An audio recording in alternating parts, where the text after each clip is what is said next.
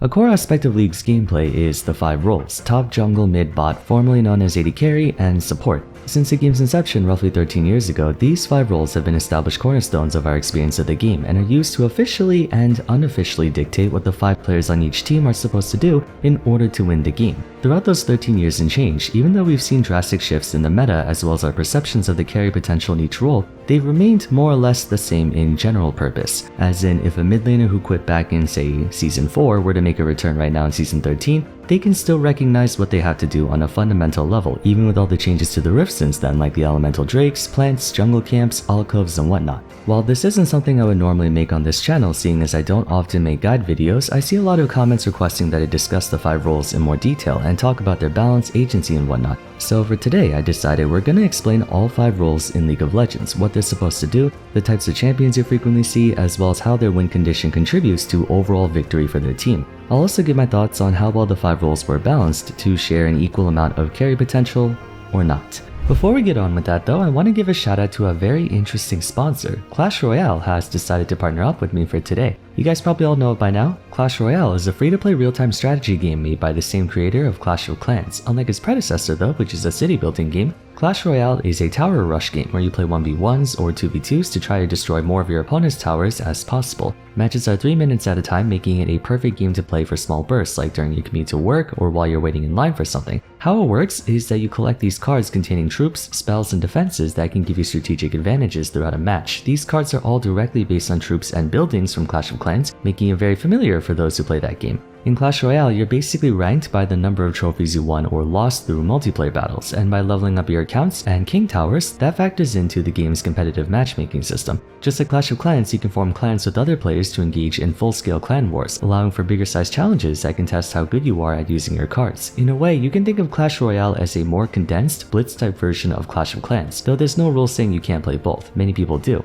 If you're interested in trying this out, for those of you who never tried Clash Royale, then use my link in the description below. Awesome to be sponsored by Supercell, but for now, let's get back into the video. Up first is top lane. For many years, it's been both ironically and unironically referred to as an island. If you take a look at Summoner's Rift, it's entirely symmetrical in nature, with top and bot lane mirroring each other in layout using the mid lane as an axis. The key difference between them is that top features only 1 champion present in lane, while bot features 2. If you were gonna ask, what about Rift Herald / Baron and Dragon? Even if we were to swap the 2 around, bot lane would just become the new top and vice versa. The only significant contrast between top and bot lane is that one has 1 champion while the other has 2.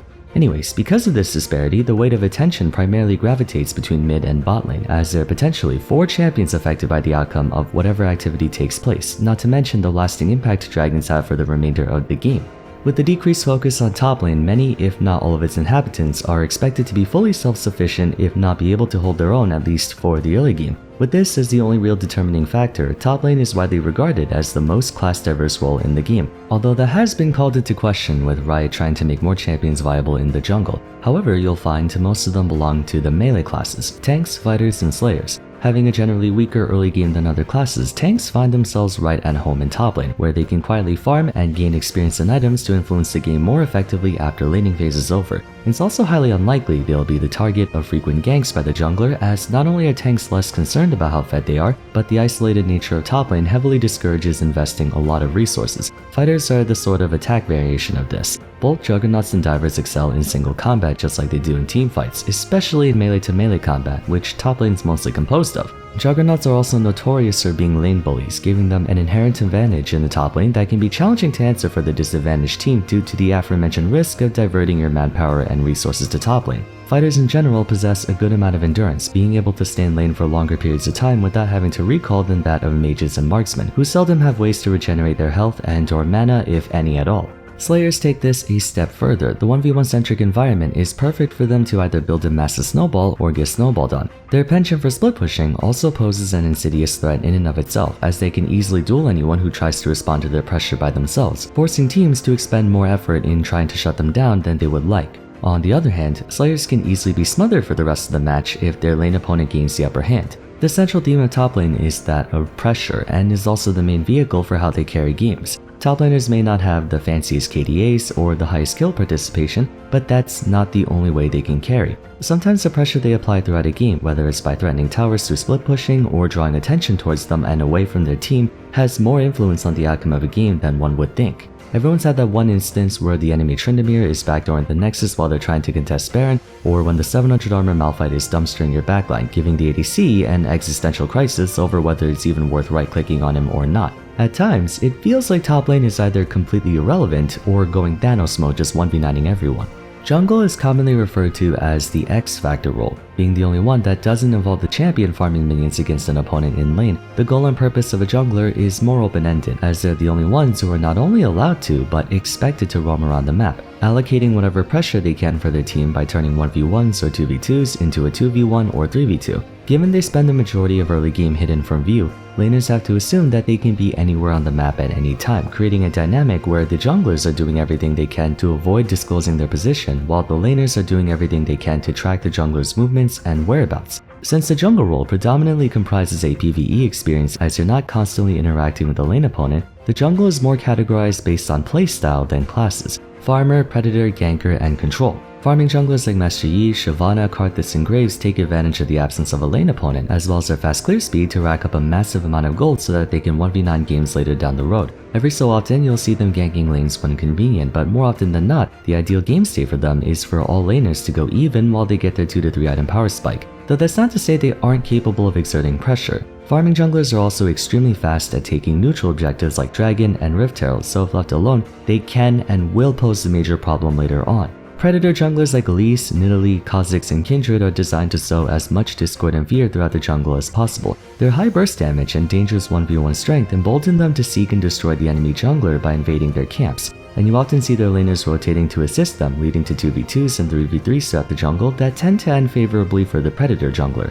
While at first that may seem inconsequential, by being hunted down by a Predator jungler, it prevents them from being able to assist their lanes. Moreover, it dramatically increases the danger of pushing lane, as you now have to account for them ganking either from in front or behind, which is why Predators dominate high elo such as Master, Grandmaster, and Challenger. Gankers, as the name implies, bank on accomplishing as much as they can during laning phase through ganks. Champions like Rek'Sai, Hecarim, Xin Zhao, and Nunu have a ton of gank potential, giving them plenty of opportunities to make an impact in the early game. Of the 4 playstyles, gankers are also the most dependent on their teammates to be even or ahead, as they usually can't solo carry games if their team is behind, nor can they exert their pressure as comfortably in the mid-game if they're in a disadvantageous position. However, they're also the most difficult champions to shake off if they do get a lead, as they can initiate whenever they want to, thus making them very proactive. Control junglers are sort of the mix of the previous 3. It's a very broad term. They can farm, they can fight, and they can gank as well, so it can be confusing in differentiating them. But the way they exert pressure is mostly through disruption, preventing the enemy team from comfortably navigating throughout the map through direct interference or indirect means like vision control and fear factor.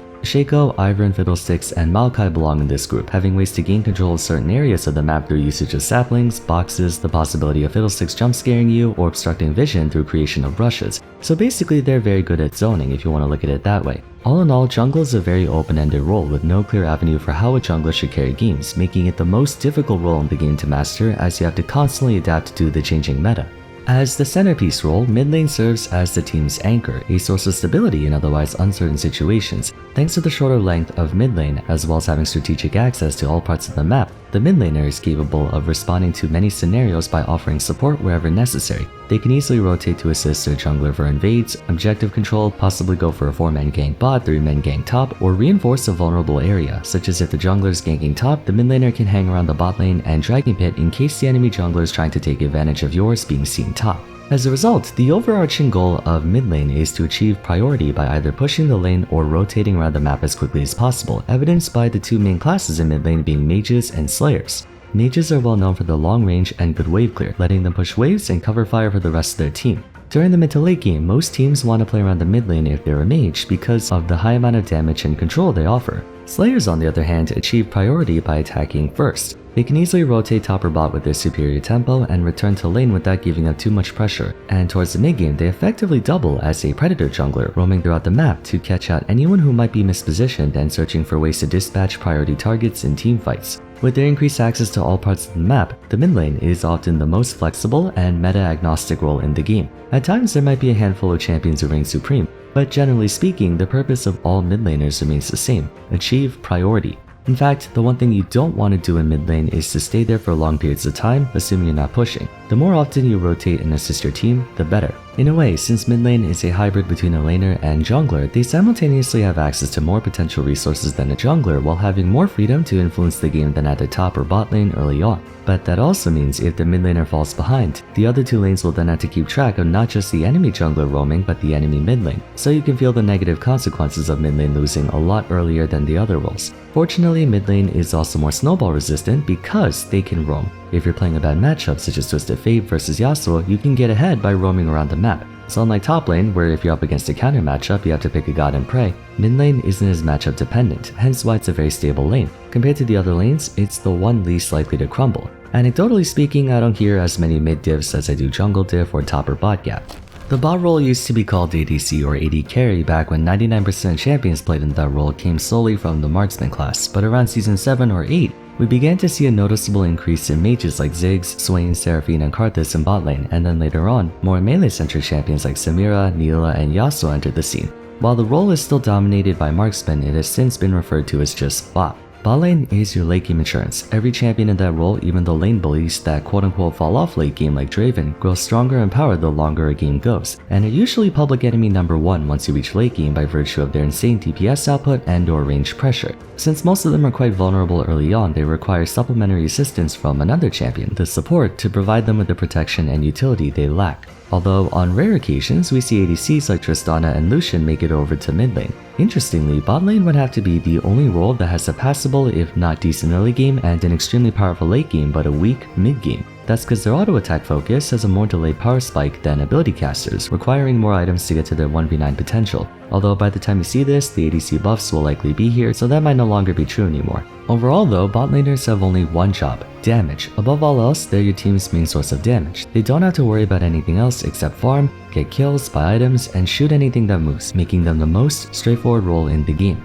Yes, contrary to popular belief, the most straightforward role is in top lane, it's bot lane. But their straightforwardness also means they quite literally live and die by their creed. If they do lots of damage, they're doing well. If they don't do lots of damage, they're doing poorly. The other roles have a multitude of ways to contribute to their team, such as drawing pressure, controlling the map, or roaming to garner an advantage elsewhere. But bot lane is really the only role where if you lose lane, there's not much else you can do besides hope your team is strong enough to buy you some time to farm and get back into the game. Not saying there's zero comeback potential as an ADC, but in essence, your value is fundamentally dependent on your damage output, and to deal damage, you need golden experience, which you may not be able to access easily if you fall behind.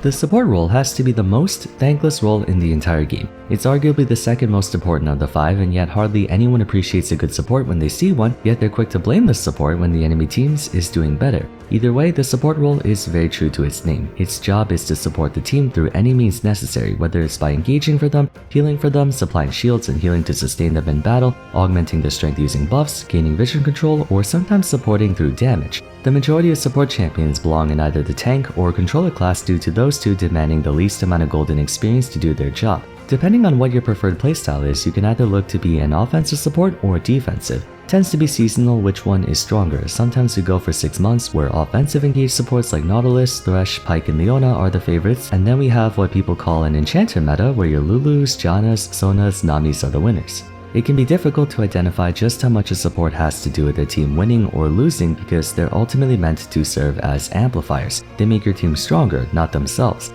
Either way, the impact of a support cannot be understated. They have a lot of things to worry about that top, jungle, mid, and bot laners have the luxury not to. Despite what many might think, supports can make or break games more than even the carry roles. The only reason ADCs can focus on dealing damage and 1v9ing is because supports are there to bail them out if things go south. The only reason junglers can invade or take objectives is because supports are there to offer vision control and engage. More often than not, the only reason anything can happen is because supports are there to make it happen or foot the bill if things go wrong. Sadly though, with all the ego and arrogance festering in solo queue, not many are willing to play support because they want to be the main character of the anime. So there you have it, the 5 roles of League of Legends. All 5 of them have gone through a lot of changes to the game's career, some for better and some for worse. There's constant debate over which role has the highest carry potential, but one thing's for sure, it's not top lane. But in all seriousness, I hope you guys found this insightful. There's been videos about the 5 roles in the past, but all of them were like which one's easiest or something, and I never saw a video going in depth on what each role is, what it's about, and how it impacts the game. So, if you enjoyed today's video, please leave a like and subscribe, it really means a lot to me. Also, check out my Twitter at Vars, join my Discord server, and if you have time, why not take a look at my best classes video that I made a while back. But till next time, thanks so much for watching, and I'll see you again soon in the next one. Take care.